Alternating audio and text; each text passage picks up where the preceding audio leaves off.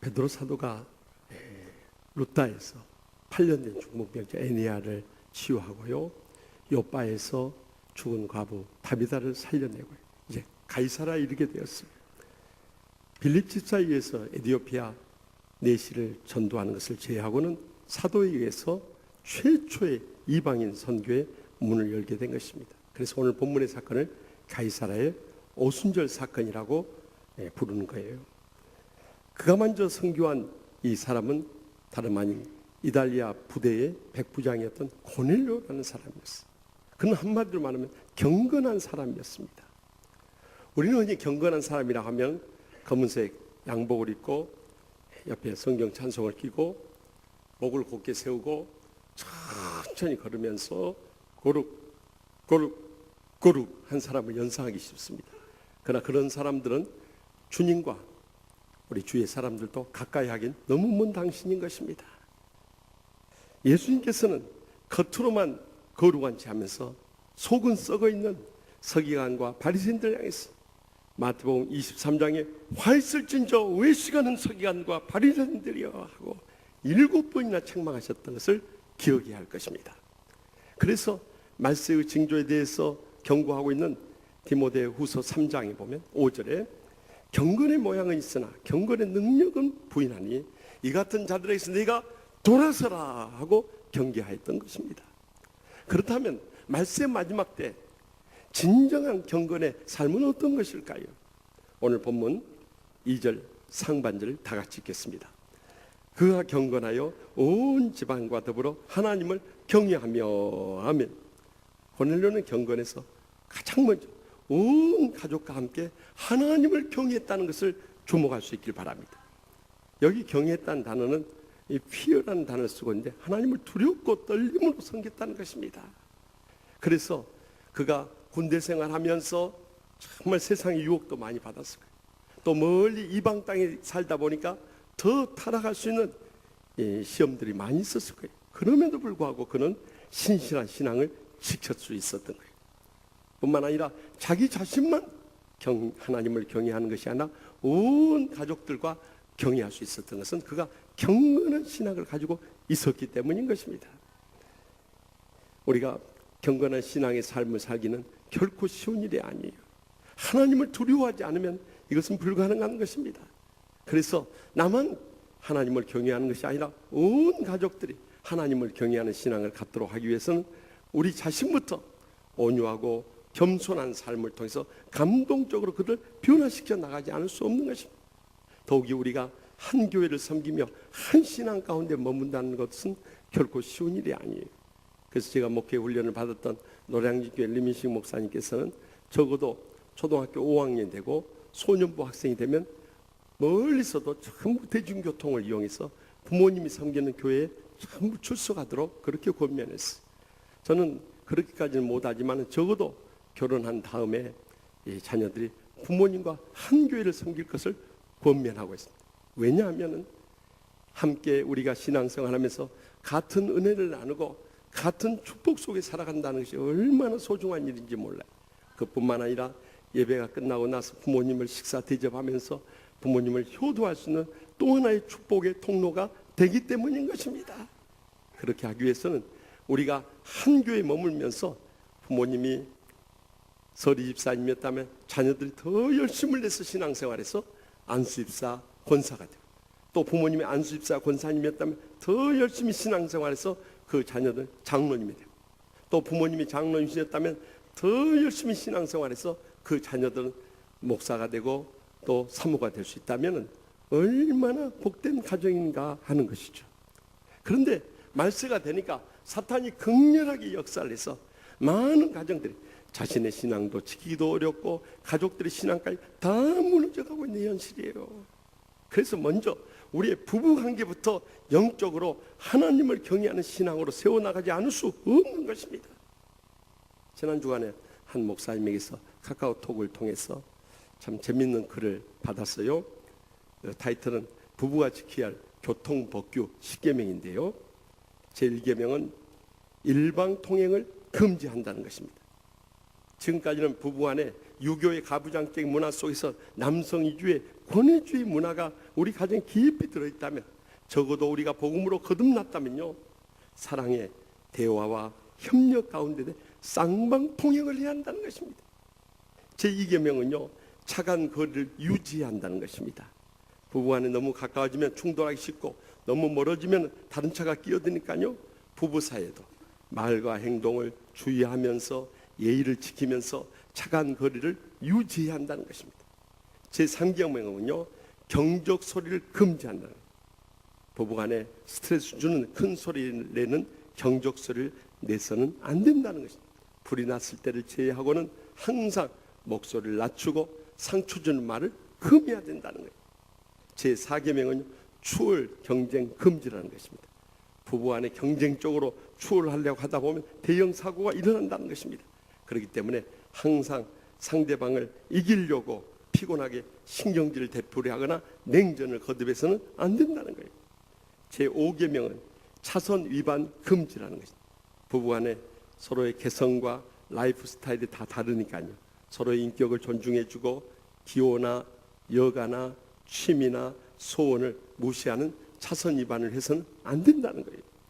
다음에 6계명은 신호 위반 금지. 배우자의 기분이 빨간불이 켜져 있으면 신호 위반하지 말고 기다려줘야 한다는 것입니다. 그래서 파란불이 켜졌을 때 또 서로 간 대화도 하고 같이 생활해 나가지, 빨간불 켜졌을 때 또 우리도 빨간불을 켜버리면 같이 충돌할 수밖에 없다는 것이죠. 그 다음에 7번째는 무단 침입 금지라는 것입니다. 상대방의 자존심을 건드리나 과거의 상처를 들추는 무단 진입을 해서는 안 된다는 것입니다. 서로의 입장을 살펴주고 존중히 여겨주는 부부관계를 유지해 나가야 한다는 거예요. 8번째는 일단 정지를 준수해야 한다는 것입니다. 부부간의 일단 정지를 무시하고 맨날 쌩쌩 달리기만 하면 결국 피곤해 지쳐서 어느 날 큰 대형 사고를 일으키게 된다는 것입니다. 그래서 한 번 더 생각하고 말하고 행동하라는 것입니다. 그 다음에 9번째는 정면 충돌 금지라는 것입니다. 부부간에 서로 감정과 고집만 내세우다 보면 결국 충돌하게 되고 별거나 이혼으로 가정이 깨어지는 불행을 겪게 된다는 것입니다. 그래서 서로 양보하며 타협하면서 어떻게 해서든지 가정을 중대한 불행으로부터 건져내야 한다는 것이죠. 마지막 10계명은 차량 수시 점검이라는 것입니다. 차도 안전하게 사고 없는 운행을 위해서 차량을 점검하듯이 우리도 휴가철에 휴식을 취하면서 그동안의 부부 생활을 돌이켜보면서 우리의 행복의 근원 되시는 이 신앙을 수시로 점검하고 회복해 나갈 수 있길 바랍니다. 이렇게 부부가 먼저 영적으로 충만해지고 또 하나님을 경외하는 신앙으로 일어서게 될 때 자녀들도 감동적으로 그들도 그대로 본받고 배우면서 자라갈 수 있다는 거예요. 그래서 우리가 집에서 자녀들 앞에 말하는 거, 행동하는 것도 주의하지 않으면 안 된다는 거예요. 우리가 어렸을 때 이 애를 키울 때요, 이 자장가를 부르면서 자장 자장 우리 아기 잘도 잔다 자장 자장 하며 재우지 않습니까? 그러다 보니까 애들이 커서도 그저 잠만 자려고 한다는 거예요. 직장 다녀와서도 피곤해 지쳐 맨날 이 소파나 침대를 등에 짊어지고 살려고 한다는 거예요. 그런데 유대인들은 애들을 재울 때 그렇게 안 한답니다. Buy low, sell high. Buy low, sell high. 싸게 사고 비싸게 팔아라. 싸게 사고 비싸게 팔아라. 그런다는 거예요.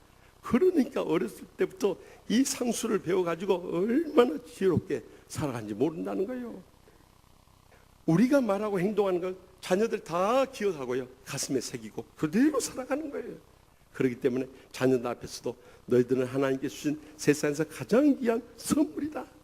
엄마 아빠는 너희들이 건강하게 믿음 안에 자라준 것만 해도 늘 감사하며 행복하다. 너희들이 주님 안에서 주신 재능을 통해서 하나님의 영광을 위해서 헌신하고 봉사하고 크게 쓰임받기를 바란다. 아들아 딸아 사랑해. 그럴 때 자녀들의 마음속에 얼마나 깊은 감동을 안겨다 주겠어요.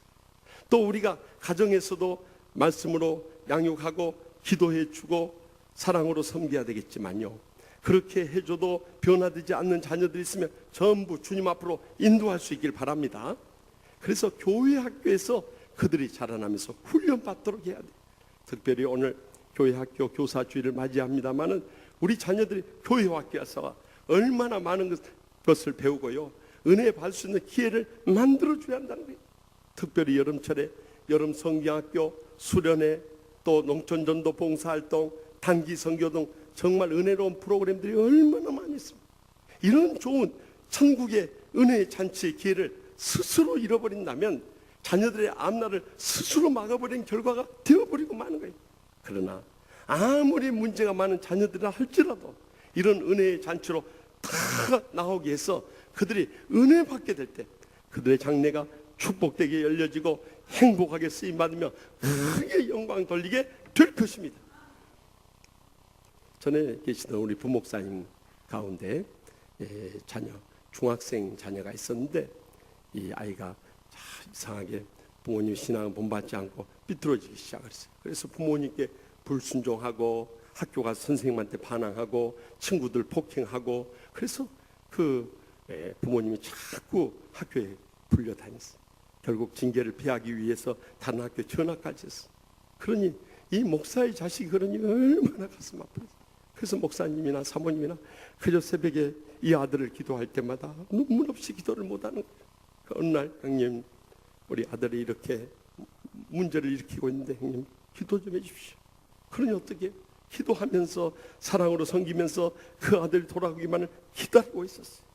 그러던 어느 해 여름에 중국에 단기 선교를 가는데 그 청년들 따라서 갈 수 있도록 그 아버지가 배를 해가지고 청년들과 같이 중국 단기 선교를 떠났어요. 근데 마치 그들이 했던 사역이 고아원 사역이었어요.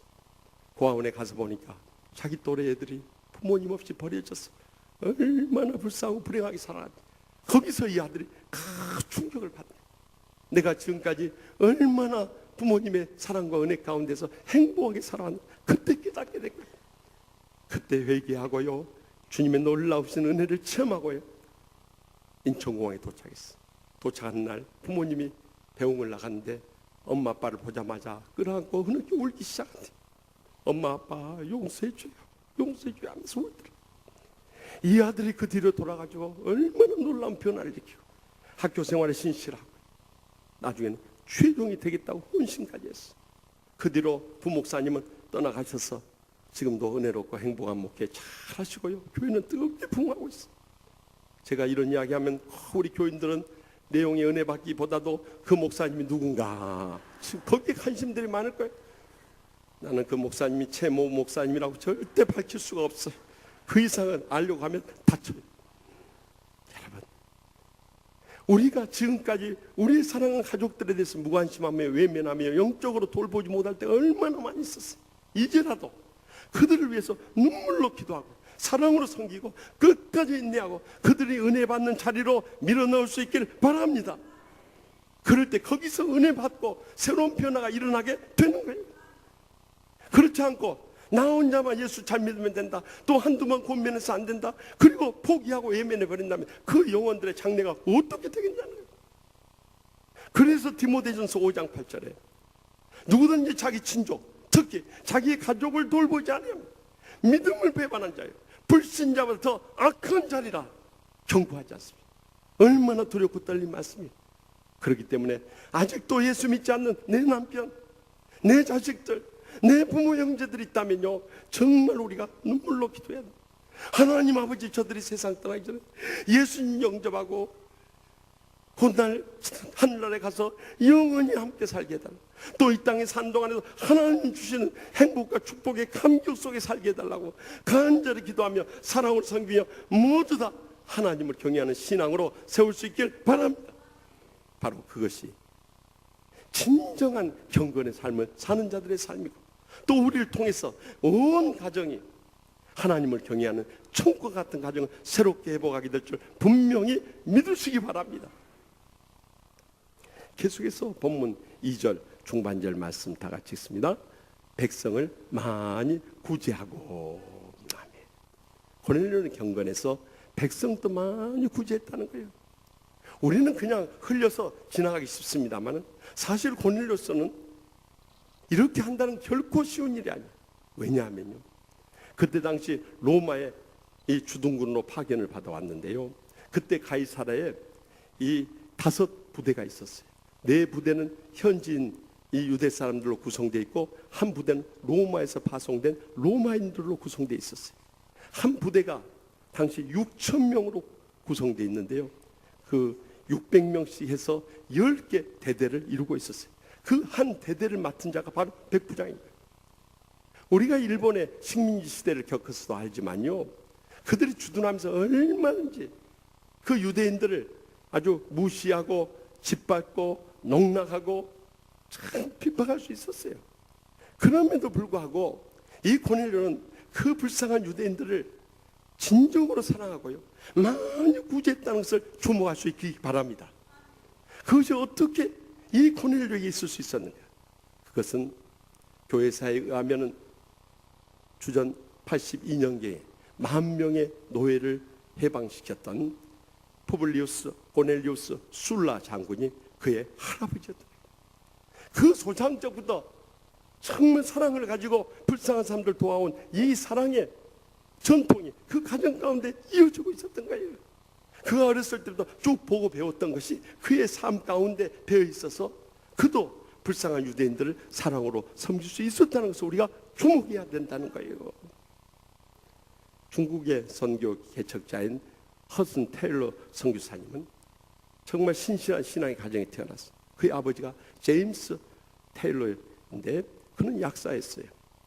그래서 약국을 경영하면서 이 약국을 통해서 많은 돈을 벌기를 바라는 것보다 이 약국을 통해서 어떻게 하면 주님의 사랑을 실천하며 복음을 전할 것인가, 그것이 생애의 목표였어요. 그래서 불쌍한 사람들이 오면은 절대 그 아버지는 돈을 받지 않았어요. 그러니까 가난한 사람들이 그곳에 와서 약을 받아 치료를 받으면서도 그곳에 올 때마다 늘 죄송한 마음뿐인 거예요. 그때마다 아버지는 그 불쌍한 환자들에게 이렇게 말했다고 그래요. 우선 병이 나아야 되니까 빨리 약을 가지고 왔어요. 약값은 천국으로 다 계산서를 보냈습니다. 천국에 가서 제가 다 받겠습니다. 그러니까 돈 걱정하지 말고 약 떨어지면 또 찾아오세요. 그러나 한 가지 분명히 기억해야 할 것은 하나님께서 여러분을 치료하신다는 것을 잊지 말고 그 하나님의 은혜를 꼭 기억하면서 교회에서 신앙생활 잘 할 수 있길 바랍니다. 그것이 제가 당신에게 청구하는 약답입니다. 그런 거예요. 그 모습을 보고 자라난 허스테인러 선교사님, 그 일생이야말로 중국에 가서 그때만 해도 어디였어요. 얼마나 미개하고 가난하고 굶주리고 수많은 사람들이 죽어가는 그 중국 땅 깊은 내륙에 들어가서 그도 똑같이 영국에서 선교원금 오면 그걸 가지고 곡물을 사서 굶주려 죽어가는 사람들 다 나눠줬어요. 심지어는 자기 먹을 양식이 없는 거예요. 그래서 하나님 앞에 금식하면서 기도할 때 놀라운 것은 밖에 쌀가마니가 놓여 있었다는 거예요. 그런 일을 수없이 겪고, 여러분 누가 그 쌀가마니 갖다 놨을까요? 하나님께서 천사를 통해서 누군가의 마음을 감동해서 쌀가마니 갖다 놔서 그 선교를 계속할 수 있어요. 바로 이것이 중국 선교의 개척이 되고 오늘날 중국에 수천만 명의 크리스찬이 생기긴 된 하나의 미랄이 되었던 거예요. 여러분, 부모의 삶이 자식들에게 그대로 감동을 준 것입니다. 그래서 가족 치료학에서 보면 다세대주의 가족 치료가 있는데 머레이 보엔 박사는 부모님의 행실이 3, 4대까지 자손들에게 그대로 이어진다는 거예요. 사실 그것은 가계도를 그려보면요, 현재 이 사람의 문제가 3, 4대만 거슬러 올라가면 부모 조상들 가운데 그대로 드러나는 사실인 것이 여실히 증명되고 있는 거예요. 그런데 이미 지금으로부터 3,500년 전에 하나님께서는 모세를 통해서 율법을 주시면서 출애굽기 20장 5절에 그것을 이미 예언해 놓으셨던 말씀이었어요. 내 하나님 여호와는 질투하는 하나님이죠. 나를 미워하는 자의 죄를 갚되 아버지로부터 아들에게까지로 3, 4대까지 이르게 하거니와 분명히 밝히고 있지 않습니까? 부모님이 악행을 저지르면 자식들까지 다 망해버려요. 그러나 부모님이 선행을 베푸면 자식들까지 다 복을 받는 거예요. 이것을 우리가 잊어서는 안 되는 거예요. 그런데 목회를 하면서 이렇게 보면은요, 정말 하나님께서 그 선행을 하도록 많은 복을 부으셨는데, 복을 많이 받는 사람들이 선행을 많이 베푸는 게 아니에요. 오히려 더 욕심을 내는 그런 불의한 자들을 저는 많이 봅니다. 한 교회 목사님도 이렇게인데, 한 집사님이 찾아왔어요. 목사님 우리 주위에 불쌍한 사람인데 좀 도와줘야 되겠어요. 교회가 이런 사람 안 도와주면 누가 도와주겠어? 어떤 사람인데요, 아버지가 세상을 떠나고 어머니가 이 3남매 애들을 기르면서 어렵게 살아가는데 집세가 4달이 밀렸어요. 그런 집세 안 내면 이제 이번에 쫓겨나야 되는데 이번 달은 꼭 내주셔야 돼요. 그런데 교회에서 좀 도와주면 안 돼요? 그 사람이 누군데요? 그러자 하는 말, 우리 집에 새들어 들어는 사는 사람이에요. 있는 사람이 더해요. 이렇게 목회를 하면서 보면 어려운 사람들이, 믿음에 부유한 사람들이 정말 구제도 하고 선행도 하고 선교도 하고 봉사도 하는 거 볼 때 너무너무 감격을 받아요. 지난 주일에도 2애가 말기암 환자인데 저기 멕시코의 정득 성사님 노트북 컴퓨터 필요하다고 그러니까 그 헌물했다고 그랬잖아요. 그러면서 또 카자흐스탄 선교 가는데 노트북 컴퓨터 한 대 더 필요하다고 그랬어요. 지난주 3부 예배 끝나고 한 교구 목사님한테 연락받았어요. 그 아버지가 뇌출을 쓰러져서 죽을 뻔했던 분이에요. 근데 그 딸이 직장 생활을 하고 있는데 청년 자매인데요, 제가 그 노트북 컴퓨터 헌물하겠습니다 하고 들어준 거예요. 자기가 돈을 모아서 시집갈 준비를 해야 하는데도 불구하고 먼저 하나님의 나라 의를 구하는 그 청년 자매의 헌물을 소식을 들으면서 제가 그 순간 하나님께 기도했어요. 하나님 아버지, 이런 청년 자매의 복을 주지 않고 누구를 주시겠습니까? 저는 그런 교인들 만날 때마다 아무리 목회가 힘들고 어렵다 하지만 그렇게 행복하고 감격스러웠어요. 나는 그런 교인들을 모시고 목회할 수 있다는 것이 세상에서 얼마나 행복한 목사인가 하는 것을 늘 감격하면서 목회하고 있습니다. 여러분, 진정한 경건의 삶이 무엇입니까? 야고보서 1장 27절에 보면은 하나님 아버지 앞에서 정결하고 더러움이 없는 경건은 곧 고아와 가부를 그 환난 중에 돌보고 또 자기를 지켜 세속에 물들지 아니하는 그것이니라 하셨습니다. 여러분, 불쌍한 사람 도우면서 내 자신의 그 신앙 지켜가는 것, 그것이 진정한 경건임을 밝혀주고 있지 않습니까? 그럴 때 하나님께서 기억하셔서 하늘문을 여시고 쌓을 것이 없도록 믿음의 복을 여러분의 여생 가운데 부으실 뿐만 아니라 여러분들이 하늘나라로 떠나간 다음에도 그 아름다운 추억은 많은 믿는 자들의 마음속에 영원히 기억될 것입니다. 1920년대 평양에서 이 백선행 집사님이라는 아름다운 이름을 가진 가부 집사님이 계셨어요. 그는 16살 때 외아들 하나 얻고 가부가 되어버렸어요. 이보다 불행하고 가슴 아픈 일이 어디 있습니까? 아무도 돌보지 않고 버려진 채로 죽을 수밖에 없었는데 교회가 나서서 그를 불쌍히 여기고 구제하고 선행을 베풀면서 그 가정을 일으켜 세워줬어요. 그가 처음 받아보는 놀라운 사랑 앞에 한없이 눈물을 예수를 믿기로 결단했어요. 그리고 남은 생에 내가 부유하게 되면 하나님으로부터 받은 축복 저 불쌍한 사람들에서 다 나누고 베풀며 살까 마음속 깊이 다짐을 했어요. 그리고 열심히 신앙생활 하나님 말씀대로 살고자 결단하고요, 그가 이 삭바느질을 하면서도 늘 성경 말씀 암송하고 찬양하면서 감사하면서 행복하게 살았어요. 그러면서도 더 불쌍한 사람들 구제하고 선행을 베풀며 그렇게 살았어요. 그러자 하나님께서 그 백선행 집사님 가정에 복을 부어주셨어요. 그래서 이제는 봉제 공장을 차려서 많은 돈을 벌게 됐어요. 그래서 어느 정도 돈이 모이자 그때 당시에 거금인데 200냥을 가지고 시어머니와 남편의 묘가 남의 집 산에 있는데 그것을 이장하려고 조그만 산을 하나 샀어요. 그런데 가부라고 또 주위에서 속여가지고 돌산을 팔아버린 거예요. 그러자 주위 사람들이 저거 다 망했다고, 그동안 모아놓은 거 산 샀다가 돌산 샀다고 이제 예수 믿어봐야 뭔 소용이 있냐고 다 비아냥거린데 백집사님은 그렇게 받아들이지 않았어요. 하나님 아버지, 다른 사람이 속았으면 얼마나 가슴 아픈 일입니까? 그래도 믿음 가지고 있는 제가 속아서 감사합니다. 그리고 감사함으로 받아들였어요. 그런데 그렇게 어려움 속에서도 계속 선행과 구제를 끊이지 않고 하고 있었는데 놀라운 반전이 일어났어요. 몇 년이 지난 다음에 일본 사람들이 와서 시멘트 공장을 차리겠다고 산을 찾는 가운데 그 돌산에서 석회석 산인 것을 발견하게 된 거예요. 그래서 처음에는 이 백집사님을 속이려고 200냥이 샀으니까 300냥 주겠다, 400냥 주겠다, 1000냥 주겠다, 2000냥 주겠다. 나중에는 2만 냥을 주고 판 거예요. 엄청난 거부가 되어버린 거예요. 그러자 복받은 사람들이 과거에 어려웠던 시절 다 잊어버리는 그런 세상 사람들과 달리 이 백선행 집사님은 하나님께 약속한 대로 그때부터 나누고 베푼 일을 마음껏 할 수 있게 됐어요. 교회를 세워주고 기독교 회관을 세워주고 대동강에 다리를 놔주고 또 이 주변의 학교들에게 장학금을 보내주고 있는 재산 불쌍하고 가난한 사람들 베푸는 일에 다 사용했어요. 그리고 1938년 그때 당시로 85세를 사셨으면요 지금은 100세 이상 사신 거예요. 최장수의 복을 누리고요 하늘나라에 주님의 품에 안기셨어요. 그런데 더 놀라운 것은 장례식에서 펼쳤어요.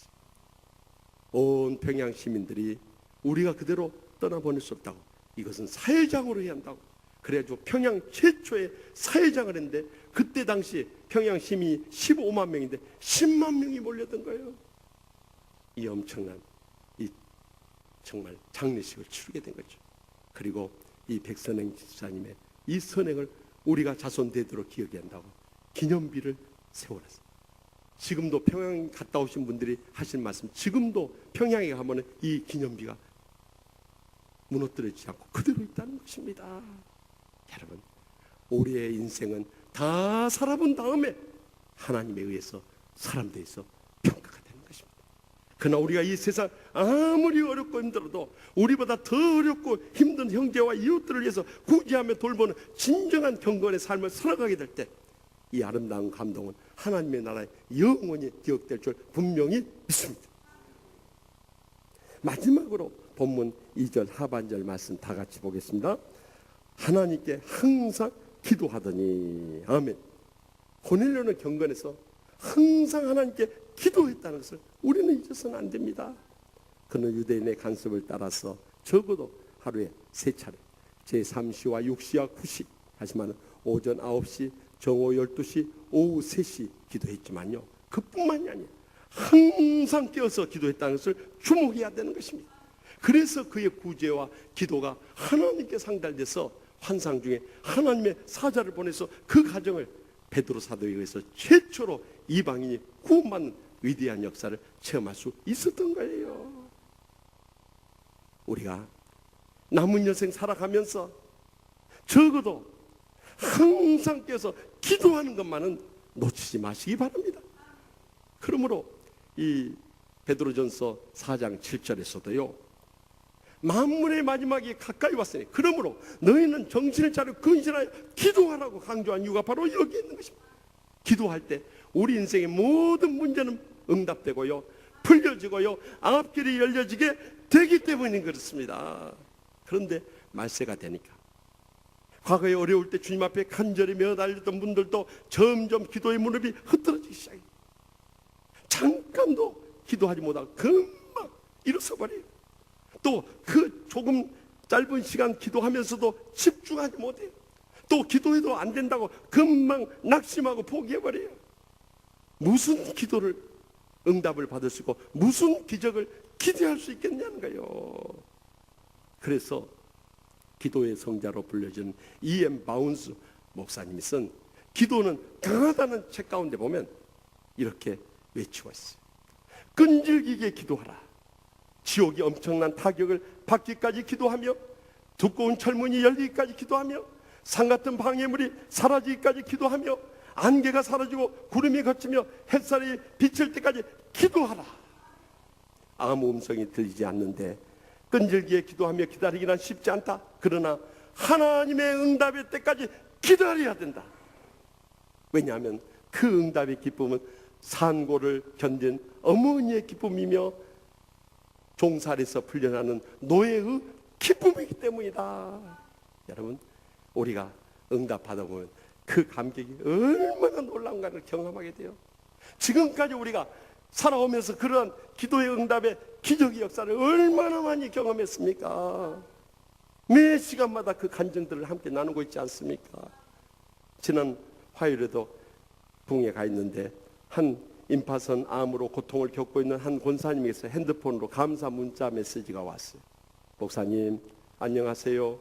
목사님의 기도를 하나님이 들으셔서 임파선의 혹이 깨끗이 사라졌답니다.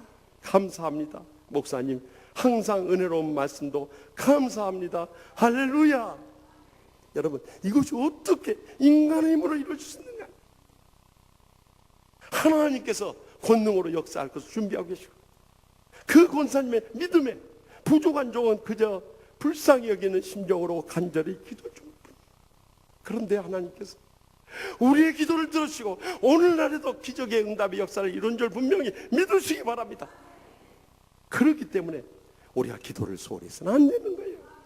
더욱이 우리가 가정과 직장과 하나님의 교회와 연로하신 부모님과 형제들과 자식들을 위해서 기도해야 좀 얼마나 많이.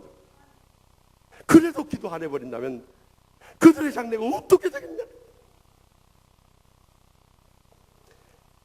지난 목요일 저녁 경주에서 있은 전국 장로회 수련회 말씀을 증거하러 갔어요. 전국에서 한 3,600명의 각 지역을 대표하는 장로인들이 오셔서 등록을 하셨어요.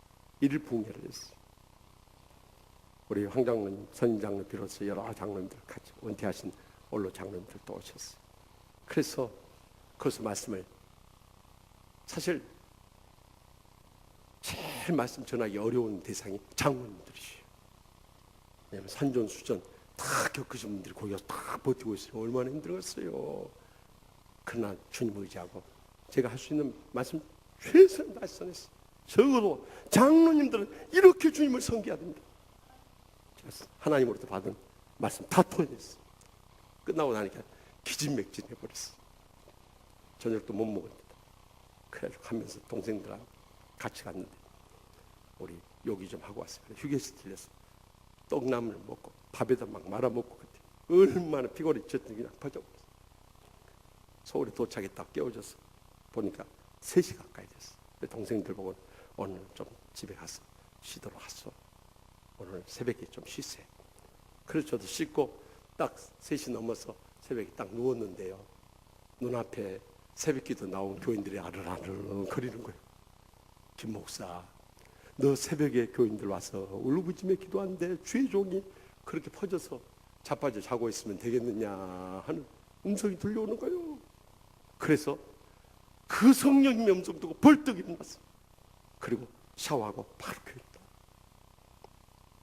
그런데 놀라운 것은 그렇게 피곤해 지쳐와서 새벽 기도 하잖아요. 붕에 갔다 와서 새벽에 도착해서 또 샤워하고 말씀 준비하고 나오잖아요.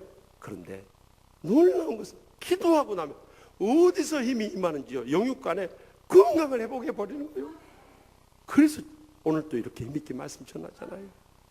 정말 기도는요 기적을 이루는 지름길입니다. 기도는요 신비한 영적 세계를 체험하게 해주는 것입니다. 그렇기 때문에 우리가 기도는 아무리 강조해도 지나침이 없는 거예요. 그런데 말씀 마지막 때 사탄이 우리를 좀 더 자자, 좀 더 놀자, 좀 더 쉬자면 다 잠재워버려요. 그러니까 영적으로 병들어가고 죽어가고 있는 이 마지막 때를 우리가 살아가고 있으니 우리가 깨어서 기도하지 않으면 어떻게 되겠냐 이 말이에요. 지난 주간에 이제 주초에 군산에 가서 붕했는데 군산시 대하면 직영리라는 거, 직영교회라는 곳이 있어요. 가서 보니까 우리 교회 오셔서 큰 은혜를 끼쳐줬던 우리 한국을 대표하는 봉사의 장경도 목사님 고향교회였던 거예요. 그래서 부모님은 이미 하늘나라 가시고 그 작은아버지 작은어머니가 집사님 권사님으로 섬기고 있는 교회. 그런데 114년의 역사를 자랑하는 교회. 대부분 역사가 오래된 교회일수록 교인들의 마음이 다 굳어져 있어요. 역사와 전통을 주장하다 보니까 영적으로 살아 생동감 있는 그런 신앙을 갖는 교회들이 드물어요. 그 교회도 과거에 그랬어요. 그런데 9년 전에 서울 경석교회에서 목회했던 이 철이 목사님이라는 분을 곳에 모시고 왔어요. 그런데 이 목사님이 얼마나 깨어서 기도하는 목사님인던지요, 이분이요 모든 집회 마치고 매일 그런다는 거예요. 밤 11시 되면 이 강단 바로 밑에 방석을 깔아놨는데 거기에 딱 엎드린 거예요. 그리고 새벽 기도에 새벽 5시 이제 새벽 기도 시작하기 전까지 거기서 엎드려서 밤을 지서 매일 지난 9년간을 그렇게 전해요. 그랬더니 그 싸우던 교회가 다 치유되고 회복된대. 가서 보니까 장로님들도 너무너무 좋은 거예요. 교회가 그 시골 농촌교회 요즘 다 참 줄어들어간데 한 200여 명 모이던 교회가 지금 출석 작년만 600명이 넘어서는 거예요. 이런 놀라운 기적의 부흥의 역사를 이룰 수 있었던 거예요. 그런데 더 놀라운 것은 이번에 이 지난 주간에 태풍 노우리가 올라오지 않았습니까? 그래야 전국에 비를 뿌렸거든. 그런데 군산만은 그 집회 기간 동안 비가 안 와버린 거예요. 저는 다시 한번 감격했어요. 야, 기도는 모든 이 기상까지도 다 잡는 놀라운 기적을 행하노라. 그래서 시편 32편 6절에 보면요, 이로 말미암아 모든 경건한 자는 주를 만날 기회를 얻어서 주께 기도할지니라. 진실로 홍수가 범람할지라도 그에게 미치지 못하리다. 분명히 증가하지 않았습니까? 그러므로 우리가 갖가지 질병이나 사고나 재해, 죽음의 위험 가운데 있을지라도 우리는 항상 깨어서 기도하는 경건의 신앙의 삶을 살아가는 자들은 하나님께서 천사를 통해서 지켜주시고 기적적인 능력으로 응답해 주시고 구원의 위대한 역사를 불듯 일어나게 해줄 줄 확실히 믿으시기 바랍니다. KBS TV의 간판 프로그램인 매일 아침 방영되는 아침마당에 부부 문제 해결사로 12년 동안 활동했던 유명한 신경정신과 의사인 송수식 박사님을 여러분 다 기억하실 겁니다. 그렇죠? TV들을 많이 보셔가지고 또 이런 것은 금방금방 반응이 와요. 그런 6.25 피난 시절에 양가 부모님들이 부산에서 만난 것이 계기가 돼서 그가 서울로 공부하러 고려대 의대 재학 시절에 그 하숙집에서 살면서 그 하숙집 딸인 이 권영희 여사를 만나서 6년 연애 끝에 결혼을 하게 되었어요. 의대 졸업 후에 개인 병원을 개업하고요, 또 정신과 의사로 돈도 많이 벌고 명성도 얻게 됐어요. 그래서 바쁜 진료 생활과 TV 출연 등으로 인해서 지난 38년 결혼 생활 해오면서 아내와 조용히 차 한잔 나누지 못할 정도로 분주한 삶에 쫓기게 됐어요. 그래서 부부싸움의 95%는 이 시간 때문에 다투지 않을 수 없어요. 그러면서도 나는 애도 한 번 안 하고 돈 많이 벌고 이렇게 유명한 남편 뒀으면 1등 남편이라고 늘 자부하면서 그렇게 살아왔어. 그러던 날, 특별한 날도 아닌데 아내가 특별한 식탁을 마련하고 빨리 들어오라고 기다리고 있어. 근데 그날도 몰려든 환자 때문에 결국에는 뒤늦게 밤늦게 귀가하게 됐어. 아내는 남편과 오붓한 시간을 보내고 싶었지만 그것마저도 거절당하고 말았던 거예요. 환자들의 외로움은 치유해줬지만 실제로 아내의 외로움은 치유하지 못했던 거예요. 시간을 좁혀서 아내로 하여금 38년의 기나긴 세월 가운데 늘 깊은 외로움의 상처와 불행의 눈물만 흘리며 살게 했던 거예요. 그러던 가운데 12년 전에 아내가 갑작스레 췌장암에 걸려 쓰러지고 말았어요. 더 이상 살 수 없다는 시한부 선고를 받았을 때 앞이 캄캄하다. 의사로서 손을 댈 수 없다는 것이 그렇게 무력감이 느껴지대.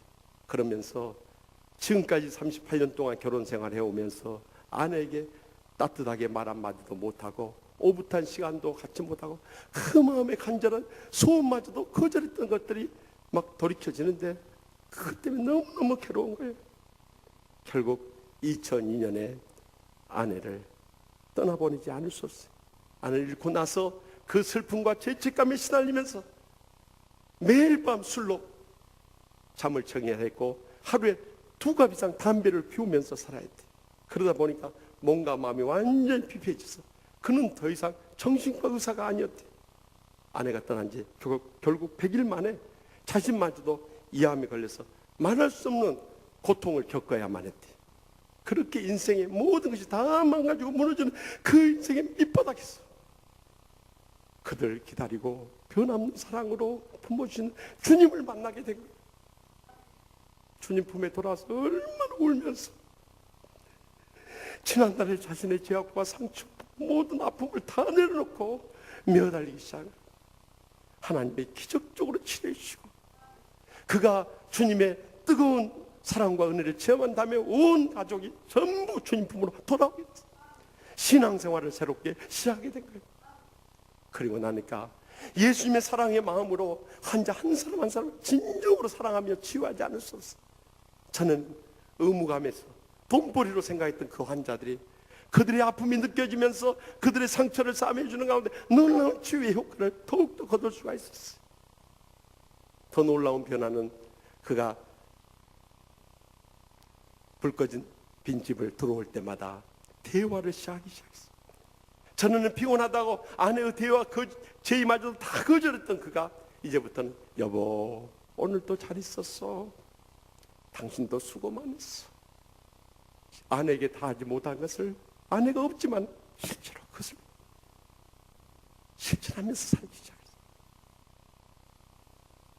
베란다에 있는 꽃물을 주면서도 여보 당신이 키우는 화초들 내가 잘 기르고 있어 하면서 그리고 잠자리에 들기 전에는 항상 책상에 앉아서 기도하면서 하루 일과를 마무리하면서 하늘에서 천국에 다시 만날 아내만을 그리워하면서 지난날 다 하지 못한 사랑에 대한 속지 않은 마음으로 하루하루를 위로받으며 행복하게 살고 있다는 그 고백을 하는 것을 들을 수가 있어요. 사랑하는 성도 여러분, 우리가 신앙생활하는 것은 얼마나 오래 믿었냐 그게 중요한 게 아니에요. 얼마나 많은 은혜와 축복 받았냐 그것도 중요한 게 아니에요. 얼마나 중한 직분 받았냐 그것도 중요한 게 아니에요. 정말 진정한 경건의 삶을 우리가 살고 있느냐는 것입니다. 이제라도 우리 온 가족과 더불어서 하나님을 경외하고 정말 고통과 불행 가운데 살아가는 우리 형제와 이웃들을 구제하며 사랑을 베풀고 더 나아가서 우리 인생의 모든 문제 주님 앞에 맡기며 항상 껴서 기도할 수 있다면 바로 진정한 경건의 삶을 통해서 주위 사람들의 많은 감동을 줄 뿐만 아니라 그리스도의 사랑의 향기를 날리면서 하나님의 복음이 더 위대하고 아름답고 복되게 펼쳐지고 열매 맺게 될 줄 확실히 믿습니다.